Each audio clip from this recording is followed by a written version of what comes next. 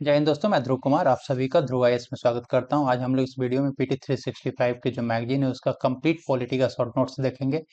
Approx इसमें ये जो पॉलिटी की मैगजीन है पीटी वाली, इसमें अप्रोक्स 70 पेजेस हैं, जिसको सिर्फ हम लोग 8 स्लाइड्स में कवर करेंगे, जो काफ़ी इंपॉर्टेंट है आपके, जिससे क्या करोगे, क्विकली रिमेंबर कर सकते हो और उसका क्विक रिवीजन करें, बहुत ही ज़्यादा यूजफुल होने वाला है। साथ में यदि लगता है कि वीडियो आपके लिए एग्जाम के लिए यूजफुल होने वाला है, पहले आप देख लो। वीडियो देखने के बाद लगेगा कि आपके एग्जाम के लिए यूजफुल है, तो नीचे डिस्क्रिप्शन बॉक्स में टेलीग्राम का लिंक दिया हुआ, वहाँ से आप इसका पीडीएफ डाउनलोड कर सकते हैं और चैनल को सब्सक्राइब कर सकते हैं। चलिए स्टार्ट करते हैं। कोशिश करेंगे हम लोग इसको 30 मिनट के अंदर कवर करें। चलिए स्टार्ट करते हैं। एक साथ इसमें एक था कि साइमल्टेनियस इलेक्शन के बारे में था, एक साथ चुनाव के लिए था। तो अभी क्या हुआ है कि एक जो एक साथ चुनाव के लिए एक राष्ट्र एक चुनाव विधेयक को पेश किया गया, लोकसभा में पेश किया गया था, और इसकी समीक्षा करने के लिए एक संयुक्त संसदीय समिति को दे दिया गया है, और इसको A129 129वां संविधान संशोधन विधेयक भी कहा जाता है। बेसिकली इसमें क्या किया गया, 129वां संविधान विधेयक जो 24 मिनट में एक नया आर्टिकल 82A जोड़ा जाएगा। इसमें है कि जो सभी राज्य विधानसभा और लोकसभा का चुनाव आयोग के द्वारा एक ही साथ कराया जाए। ठीक है। विधानसभा का चुनाव का जो कार्यकाल होगा वो लोकसभा के पूर्ण कार्यकाल के साथ ही वो समाप्त हो जाएगा। आर्टिकल 83 में संशोधन में है कि इसमें 3 वर्ष यूज है, असमाप्त अवधि, मध्य अवधि और आम चुनाव को इसमें क्लियरली डिफाइन किया गया है। इसमें ये कहा गया है कि लोकसभा का यदि चुनाव जो कार्यकाल है, वो यदि 5 साल से पहले लोकसभा यदि भंग कर दिया जाता है, तो उसका विघटन की तारीख, जिस तारीख को विघटित किया गया, और पूर्ण कार्यकाल के जो टाइम है, वो अवधि एक असमाप्त अवधि मानी जाएगी, और जो नया लोकसभा का गठन जो किया जाएगा, सिर्फ उसी अवधि के लिए किया जाएगा। अनुच्छेद 172 में इस संशोधन में क्या है कि ये जो स्टेट लेजिस्लेटिव असेंबली का जो इलेक्शन है, असमाप्त अवधि और पूर्ण अवधि के परिभाषित करता है। जो अनुच्छेद 327 में संशोधन में बात किया गया है कि चुनाव के जो विधानमंडल का चुनाव का जो प्रावधान है, वो संसद के पास उसकी शक्ति होगी कि उसको मॉनिटर कर सके। आदर्श आचार संहिता की बात करें तो इसकी उत्पत्ति 1960 में फर्स्ट टाइम केरल के विधानसभा चुनाव में हुआ था, और बेसिकली ये है कि स्वतंत्र और निष्पक्ष चुनाव किया जाए, उसके लिए इसको फोकस किया गया। मौन काल की बात करें तो ये बेसिकली जो राजनीतिक प्रचार होता है, 48 आवर्स से पहले उसको बंद कर दिया जाएगा, और मतदान के समाप्त होने के बाद यह समाप्त होगा। ये बेसिकली राजनीतिक प्रचार से संबंधित है। परिसीमन आयोग के बारे में बात करें तो यहाँ पे सुप्रीम कोर्ट ने कहा है कि केस आया 2024 में किशोर चंद्र छगनलाल राठौड़ मामला में। इसमें कहा है कि जो परिसीमन आयोग के आदेश की भी समीक्षा हो सकती है, लेकिन वैसे कहा जाता है कि इसका निर्णय अंतिम होता है और किसी अदालत में चुनौती नहीं किया जा सकता है। लेकिन यदि परिसीमन आयोग का आदेश जो है मनमाना तरीके से यदि हो, तो उसका भी रिव्यू हो सकता है। बेसिकली परिसीमन आयोग का है कि जो विधानसभा और लोकसभा की जो सीटें होती हैं, सीटों की संख्या और क्षेत्रीय निर्वाचन क्षेत्र की सीमा को तय करता है। अनुच्छेद 82 के तहत जो ऐसे तरीका जो है संसद के कानून के द्वारा निर्धारित किया जाता है। अभी तक 4 बार परिसीमन आयोग का गठन किया गया, 1952, 63, 73 और 2002 में। एक वैधानिक निकाय है। ठीक है। अनुच्छेद 329 बी की बात करें यहाँ पे, तो भारत के चुनाव आयोग ने जो किया है कि जो चुनावी प्रक्रिया है उसमें न्यायिक हस्तक्षेप को सीमित करने के लिए सुप्रीम कोर्ट के समक्ष इसके बात रखी है कि अनुच्छेद 329 बी को लागू किया। 329 ई बी के है कि बात करें कि कोई भी विधानमंडल द्वारा जो कानून निर्धारित चुनाव याचिका के अलावा जो संसद और विधान सभा के किसी भी चुनाव पर सवाल नहीं उठाया जाएगा। एपी पन्नू स्वामी बनाम रिटर्निंग ऑफिसर, नमक्कल निर्वाचन क्षेत्र 1952 में कहा गया है कि एक बार जब इलेक्शन कमीशन ऑफ इंडिया आधिकारिक तौर पर यदि चुनाव का अधिसूचना जारी कर देता है, तो किसी भी अदालत उसका हस्तक्षेप उसमें नहीं करेगी। गृह मतदान के बारे में फर्स्ट टाइम 2024 का जो इलेक्शन हुआ था, उसमें चुनाव आयोग ने इसमें फोकस किया है कि जो लाभार्थी हैं वैसे दिव्यांगजन जिनका 40% तक विकलांगता का बेंचमार्क है, और वरिष्ठ नागरिक जिनकी उम्र 85 वर्ष है, उनको इस तरह के लिए गृह मतदान की सुविधा दी गई। इसमें क्या होता है कि जो मतपत्र है उसको डाक मतपत्र के थ्रू इसको भेजा गया, मतदान किया गया, और उस समय में जो मतदान कर्मचारी हैं सुरक्षा के भी पूरा उसमें इंतजाम किया गया।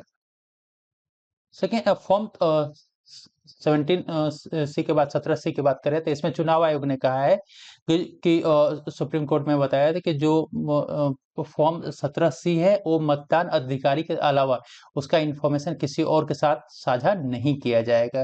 बेसिकली फॉर्म 17 सी क्या है, तो चुनाव संचालन अधिनियम जो 1961 के अंतर निर्देश करता है। इस पे दो पार्ट है। पहला भाग बेसिकली मतदाता से संबंधित है, और दूसरा भाग है उम्मीदवार का नाम और उनके कुल वोट जैसी जानकारी से संबंधित है। पहले भाग में है कि बूथ पर निर्दिष्ट पात्र मतदाता रजिस्टर मतदाता का नाम, उसके मताधिकार का प्रयोग न करने का निर्णय, और मतदाताओं के वोट की अनुमति, ये सारी चीजें उसमें सम्मिलित हैं।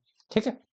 दूसरे भाग में उम्मीदवार का नाम और उसे कुल कितने वोट मिले कि नहीं, इसके थर्ड पर्सन को जानकारी नहीं दिया जाएगा। दल बदल विरोध कानून के बारे में बात करें तो अभी सुप्रीम कोर्ट में 10वीं अनुसूची के तहत जो आपका दल बदल का विरोध कानून है, उसको एक रीट याचिका को सुप्रीम कोर्ट ने खारिज कर दिया। बेसिकली होता क्या है कि जैसे कि मान लो कि उन विधायकों को अयोग्य ठहराने का प्रावधान है जो किसी राजनीतिक दल के टिकट पर चुनाव लड़ते हैं और स्वेच्छा से अपनी पार्टी की सदस्यता छोड़ देते हैं। ये 52वां जो संशोधन अधिनियम 1985 में 10वीं अनुसूची के तहत इनको शामिल किया गया था। बेसिकली ये किया जाता है कि जो ये ये जो निर्णय होता है पीठासीन अधिकार सदन के पीठासीन अधिकारी के द्वारा लिया जाता है। एक व्यक्ति मतलब जो आपका निर्वाचित व्यक्ति हो अयोग्य कब घोषित होगा, जब स्वेच्छा से अपनी सदस्यता छोड़ देता है, या यदि राजनीतिक दल के द्वारा कोई भी निर्देश जारी किया जाए और उसके विपरीत वो मतदान करे या मतदान में अनुपस्थित रहे, तो उस कंडीशन में वो क्या उसको मतलब दल बदल विरोधी कानून का अंतर्गत आ जाएगा। ठीक है। और एक मनोनीत जो सदस्य है यदि वो सीट लेने के 6 महीने की समाप्ति के बाद किसी दूसरे दल में शामिल हो जाए तो ये भी कर नहीं सकते। यहाँ से भी क्वेश्चंस पूछा जा सकता है। लेकिन एक्सेप्शन है कि यदि कोई भी जो राजनीतिक दल है अपने 2/3 विधायक के साथ किसी थर्ड पार्टी में जाकर के मिल जा रहा है तो वो उसके मतलब ये दल बदल विरोध कानून के अंतर्गत नहीं आएगा। संसदीय समिति की बात करें तो अभी संसदीय समिति बनाने के लिए जो पेशकश हुई थी उसमें, ठीक है, तो ये जो फोकस हुआ था कि जो इसकी संसदीय समिति या पार्लियामेंट्री कमेटी की जो बेसिकली उत्पत्ति ब्रिटिश संसद से लिया गया है, और ये अपना रिपोर्ट सदन और अध्यक्ष के या सचिवालय के सम्मुख अपना देता है, और ये इसके जो नियुक्ति या निर्वाचित की होती है तो सदन द्वारा नियुक्त या निर्वाचित होती है, और अध्यक्ष द्वारा ये क्या नामित किया जाता है। दो इम्पोर्टेंट जो समितियां हैं जो मोस्टली एग्जाम से पूछा जाता है, लोक लेखा समिति और प्राक्कलन समिति। तो लोक लेखा समिति की बात करें तो ये 1921 में मोंटेग्यू चेम्सफोर्ड के टाइम पे फर्स्ट टाइम स्थापित किया गया था। इसमें टोटल 22 सदस्य होते हैं, जिसमें 15 लोकसभा से लिए जाते हैं और 7 राज्यसभा से लिया जाता है। इनका जो कार्य होता है, फोकस होता है भारत सरकार के राजस्व और व्यय का लेखा परीक्षण करना होता है। प्राक्कलन समिति भी यूपीएससी में पूछा गया, तो इसमें बेसिकली होता है क्या कि 1950 में पहली बार गठित किया गया। इसमें 30 सदस्य होते हैं और सारे के सारे लोकसभा से होते हैं।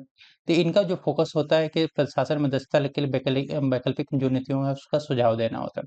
कैबिनेट सचिव की बात करें तो अभी 30 अगस्त 2024 में 2 साल के कार्यकाल के एक नए कैबिनेट जो सचिव उनकी नियुक्ति को मंजूरी दे दी गई है। बेसिकली क्या होता है कि वरिष्ठता योग्यता के आधार पर इनकी नियुक्ति किया जाता है, और इनका नियम 1961 और 1960 उनका जो भारत सरकार का व्यवसाय आवंटन और व्यवसाय लेन-देन नियम है उसके प्रशासन के लिए जिम्मेदारी देता है।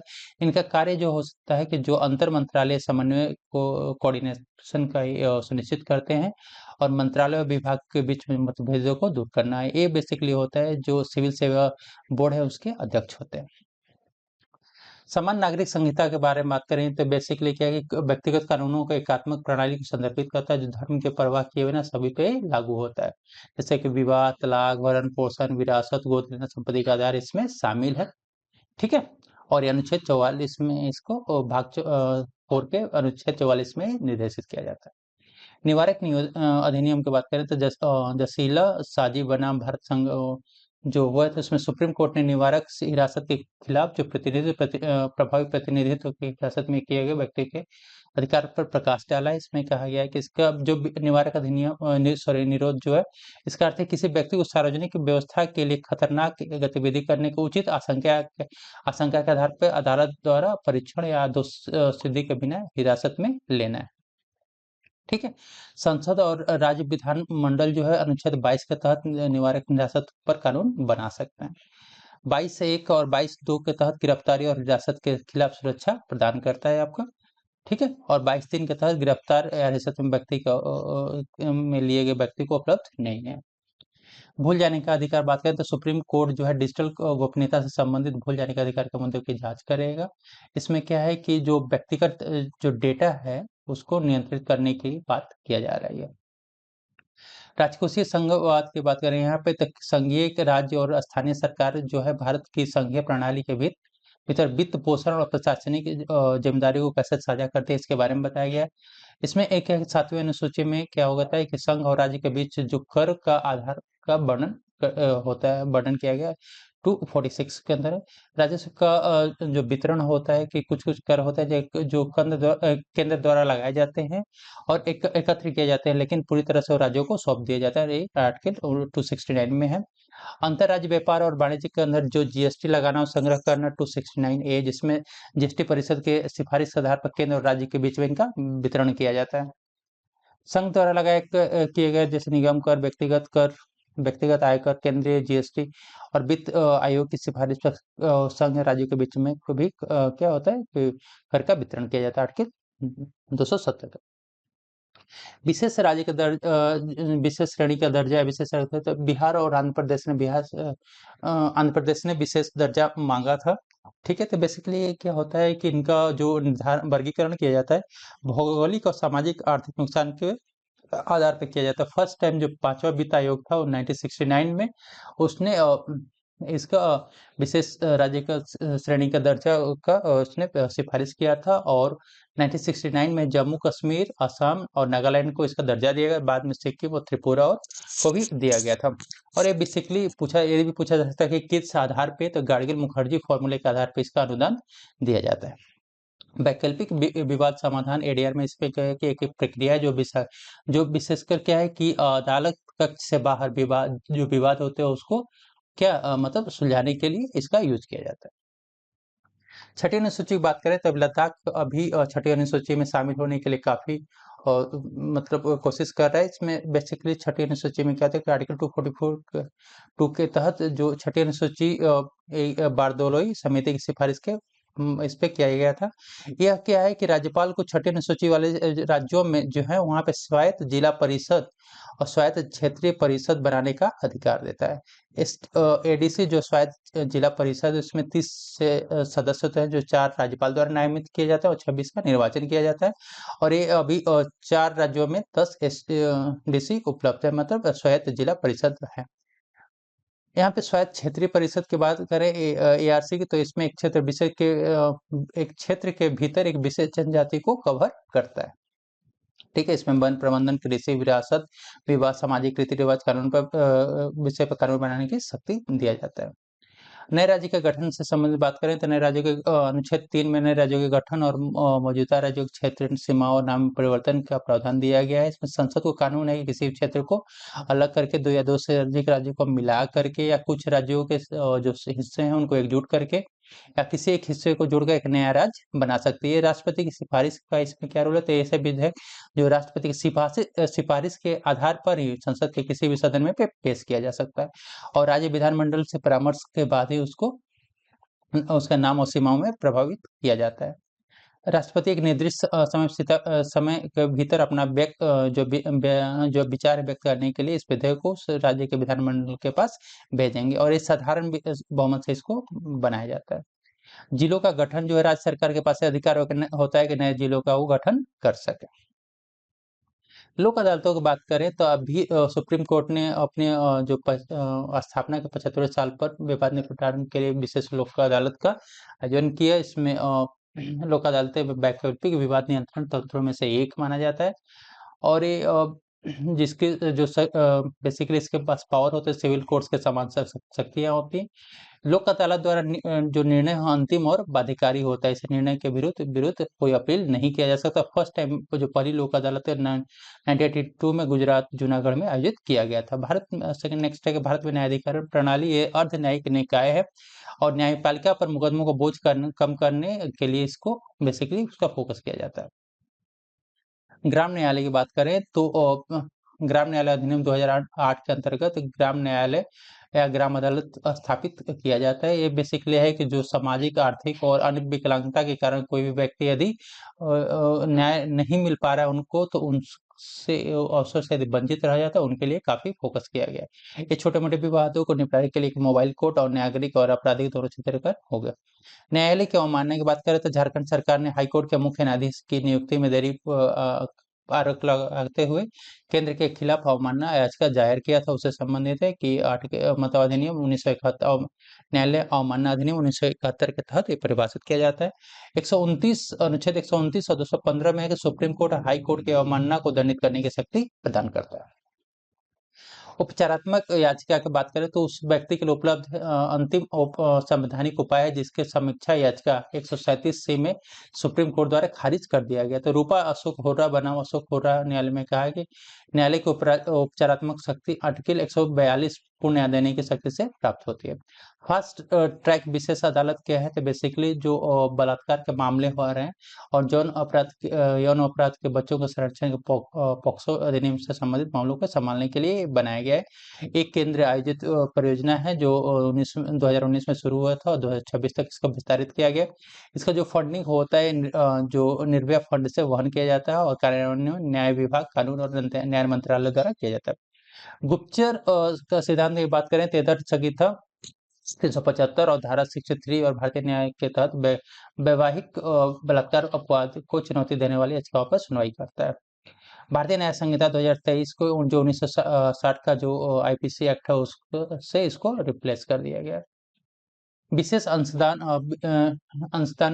जो है अधिनियम की बात करें यहाँ पे एफसीआरए की बात करें तो जो एनजीओ जो है उनको विदेश जो फंडिंग मिलती है वो फंडिंग जो एनजीओज हैं वो क्या कर रहे हैं कि विकास जो विरोधी गतिविधियां उसको अंजाम देने में, फिर विरोध प्रदर्शन करने में, धार्मिक रूपांतरण करने में उन पैसों का यूज करे तो उसके लिए गृह मंत्रालय के द्वारा उनकी जो फंडिंग है उसको क्या कर ब्लॉक कर दिया गया और उनका रजिस्ट्रेशन भी कैंसिल कर दिया गया। सीबीआई के बारे में बात करें तो संथानम कमेटी के मतलब जो रिपोर्ट के आधार पर 1963 में इसकी स्थापना किया गया था और ये बेसिकली कार्मिक पेंशन और लोक शिकायत मंत्रालय के अंतर्गत ये काम करता है और ये क्या है कि दिल्ली विशेष पुलिस स्थापना अधिनियम द्वारा ये शासित है। ठीक है। और इंटरपोल देश जो होते हैं उनके जांच का समन्वय करता है। इसका जो वाक्य है आदर्श वाक्य उद्योग निष्पक्षता और अखंडता है और भ्रष्टाचार के मामले की जांच करता है। लोकपाल की बात करें यहाँ पे तो लोक सेवक से रिलेटेड यदि भ्रष्टाचार के मामले की जांच करता है। ठीक है। और प्रथम और मतलब रिक्शा रिकमेंडेशन प्रथम और द्वितीय प्रशासनिक सुधार आयोग में लोकपाल संस्था की स्थापना के बारे में बात किया गया था। यहाँ पे लोकायुक्त जो नियुक्ति होता है राज्यपाल द्वारा आमतौर पर राज्य के उच्च न्यायालय के मुख्य न्यायाधीश या राज्य विधानसभा के विपक्ष नेता के परामर्श से किया जाता है। लोकपाल के जो है इसमें क्या था जो अध्यक्ष होता है और साथ में 8 सदस्य होते हैं। अध्यक्ष जो होता है जो व्यक्ति सीजेआई रहा हो या सुप्रीम कोर्ट का न्यायाधीश रहा हो। ठीक है। इसमें जो लोकपाल की संरचना है जिसमें 8 सदस्य होते हैं इसमें 50% न्यायिक सदस्य होने चाहिए जो राष्ट्रपति द्वारा नियुक्ति किए जाते हैं। पहले लोकपाल थे पिनाकी चंद्र घोष थे 2019 में। अध्यक्ष और सदस्यों के जो सदस्य होते हैं इनकी नियुक्ति चयन समिति के सिफारिश के बाद किया जाता है। यूपीएससी के बारे में देखें यूनियन पब्लिक सर्विस कमीशन की देखें तो यहाँ पे आर्टिकल 335 में कहा गया कि यूनियन पब्लिक सर्विस कमीशन होना चाहिए और और स्टेट पब्लिक सर्विस कमीशन होना चाहिए स्टेट के लिए। इसका अपॉइंटमेंट मतलब राष्ट्रपति के द्वारा किया जाता है। इसका ये जो टर्म होता है 6 साल या 65 साल जो सबसे पहले हो जाए। ठीक है। इसके लिए एलिजिबिलिटी है कि गवर्नमेंट मतलब government of India state government में 10 साल एटलीस्ट वो क्या पोस्ट में होना चाहिए। वो इनएलिजिबल होता है फॉर द एम्प्लॉयमेंट। इसका रिमूवल राष्ट्रपति के द्वारा किया जाता है। बेस क्या है जस्ट इंसॉल्वेंट इन केस मतलब other employment paid employment outside of his duty and unfit for reason for infirmity of mind of और बॉडी। लॉ कमीशन की बात करें तो 23rd लॉ कमीशन के अभी 3 साल के लिए प्रेसिडेंट राष्ट्रपति द्वारा अप्रूवल दिया गया है, और ये 2024 से 2027 तक होगा। 1 सितंबर 2024 से 31 अगस्त 2027 तक का है। 23rd लॉ कमीशन है, बेसिकली क्या होता है, जो लॉ रिफॉर्म्स है उसको रिव्यू करता है, रिकमेंड करता है फॉर इंडियन लीगल सिस्टम के लिए। इसका कंपोजिशन है कि इसमें क्या था, एक चेयरमैन होता है, 4 मेंबर्स होते हैं और एडिशनल एक्स ऑफिशियो और पार्ट टाइम मेंबर्स होते हैं। फर्स्ट टाइम जो हुआ था 1834 में गवर्नर जनरल द्वारा बनाया गया था, और उस समय अध्यक्ष कौन थे, तो लॉर्ड मैकाले थे, जो चार्टर एक्ट 1833 के अंदर किया था। फर्स्ट लॉ कमीशन इंडिपेंडेंस के बाद 1955 में हुआ था, जिसके अध्यक्ष थे एएमसी शीतल। ठीक है। सेंट्रल विजिलेंस कमीशन की बात करें तो बेसिकली ये क्या है कि ये स्टैट्यूटरी बॉडी है, जो 1964 में इसका स्थापना किया गया था, और ये संथानम कमेटी के रिकमेंडेशन पे किया गया था। ठीक है। इस एक क्या है कि 3 मेंबर बॉडी होता है, जिसमें एक सेंट्रल विजिलेंस कमिश्नर होता है और 2 विजिलेंस कमिश्नर होते हैं, और उनका अपॉइंटमेंट मतलब राष्ट्रपति के द्वारा किया जाता है, प्रेसिडेंट के द्वारा किया जाता है। इसके जो हाइप और कमेटी होती है उनके रिकमेंडेशन किया जाता है। कमेटी में प्रधानमंत्री होते हैं, union minister of home affairs होते हैं, leader of position in Lok Sabha होते हैं। ठीक है। नीति आयोग की बात करें तो नीति आयोग ने 10 साल अपने कंप्लीट किए हैं, और एक क्या है, गवर्नमेंट के थिंक टैंक है, जो 2015 में बनी थी। ठीक है। और इसने किसको रिप्लेस किया था, प्लानिंग कमीशन को रिप्लेस किया था। इसके जो प्राइम मिनिस्टर जो हैं चेयरपर्सन होते हैं, इसके गवर्निंग काउंसिल में prime minister, CM of all state UT होते हैं, लेफ्टिनेंट गवर्नर्स होते हैं, और vice chairperson of NITI Aayog होते हैं, full time members of NITI Aayog हैं, स्पेशल इन्वाइटीज होते हैं। 100 मेंबर्स में मैक्सिमम 4 मेंबर्स होते हैं, और जो नॉमिनेट किए जाते हैं प्रधानमंत्री के द्वारा of the union council of ministers का। ठीक है। इनका बेसिक जो रिपोर्ट्स होता है, रिपोर्ट से भी क्वेश्चन पूछा जाता है। एसटीज इंडिया इंडेक्स है, इंडिया मल्टीनेशनल पॉवर्टी इंडेक्स है, systematic transformation of school education, साथ ही रिपोर्ट और एक्सपोर्ट प्रेफरेंसेस इंडेक्स है। सूचना का अधिकार आरटीआई एक्ट 2005 की बात करें तो जून 2005 में अधिनियमित हुआ था, और अक्टूबर 2005 में लागू हुआ था। बेसिकली क्या जो नागरिकों को सार्वजनिक प्राधिकरण के तहत जानकारी जो होता है उसको सुरक्षित करने का अधिकार प्रदान करता है। केंद्रीय सूचना आयोग में एक मुख्य सूचना आयुक्त होता है, और अन्य सूचना आयुक्त होते हैं, जिनका 10 से अधिक संख्या नहीं होना चाहिए। ठीक है। इनकी नियुक्ति एक समिति के द्वारा होती है, जो राष्ट्रपति द्वारा मतलब किया जाता है। और ये समिति में कौन होता है, प्रधानमंत्री अध्यक्ष होते हैं, लोकसभा के विपक्ष नेता प्रधानमंत्री नामित केंद्रीय कैबिनेट मंत्री होते हैं। इनका कार्यकाल 3 साल का होता है। मिशन कर्मयोगी है, बेसिकली है कि इनका की जो जो सिविल सेवक है, उनको ट्रेनिंग दिया जाता है, और उनको मतलब फ्यूचर पर्सपेक्टिव में जो भी पॉलिसीज हैं सबके लिए उनको एक बेटर मतलब कि पेशेवर तरीके से उनको जो उनका भारत के विकास में आकांक्षाओं, राष्ट्रीय कार्यक्रम और प्राथमिकताओं के साझा को समझ से ओतप्रोत होता है। शिकायत निवारण जो तंत्र है, जीआरएम की बात करें तो एक किसी संगठन का उसकी प्रभावशीलता को मापने के लिए एक महत्वपूर्ण उपकरण है, जो संगठन के कामकाज पर प्रतिक्रिया प्रदान करता है, और इसकी समय सीमा 21 दिन की होती है। जन योजना अभियान की बात करें तो पंचायती राज मंत्रालय ने 25-26 के लिए पंचायत विकास योजना की तैयारी के लिए पीपुल्स प्लान अभियान को शुरू किया है। पर्यावरण मुद्दों का संवैधानिकरण के लिए बात करें तो सुप्रीम कोर्ट ने एक हालिया फैसले में कहा है कि जलवायु परिवर्तन के जो प्रतिकूल प्रभाव से हैं, उनको अधिकार को संविधान के अनुच्छेद 14 और 21 द्वारा मान्यता दिया जाना चाहिए। ठीक है। इसमें बेसिकली फोकस किया कि जो इंडियन ग्रेट इंडियन बस्टर्ड और उसके पक्षी है, उसके आवास के सुरक्षा से संबंधित है। ठीक है। भारत का संविधान 14 और 21 के तहत समानता और जीवन के मौलिक अधिकारों की गारंटी देता है। सह जिला पहल जो अभी आसाम में बेसिकली इस पहल को शुरू किया गया है, इसमें क्या है गया है कि जो जिला के नीचे जो छोटी प्रशासनिक इसको बनाया गया है, जिसका जो हेड होता है सहायक जिला आयुक्त रंग के अधिकारी होगा, जिसकी शक्तियां और जिम्मेदारी जिला आयुक्त के समान होगी। बेसिकली इसका फोकस है कि प्रशासन का विकेंद्रीकरण करना, शासन को बढ़ाना, नागरिक केंद्रीय सेवाएं प्रदान करना, लोगों के निकट सेवाएं प्रदान करना। सो फ्रेंड्स, ये काफी इंपॉर्टेंट टॉपिक्स थे जो आपके यूपीएससी प्रीलिम्स के लिए बहुत ही ज्यादा इंपॉर्टेंट होने वाले हैं। लगता है कि वीडियो आपके लिए एग्जाम के लिए यूजफुल है, तो आपसे रिक्वेस्ट है कि जैसे सपोर्ट चैनल को सब्सक्राइब कर दीजिए, और इसका पीडीएफ आप नीचे डिस्क्रिप्शन बॉक्स में आपको मिल जाएगा। टेलीग्राम चैनल से आप इसको ले सकते हैं। Thank you.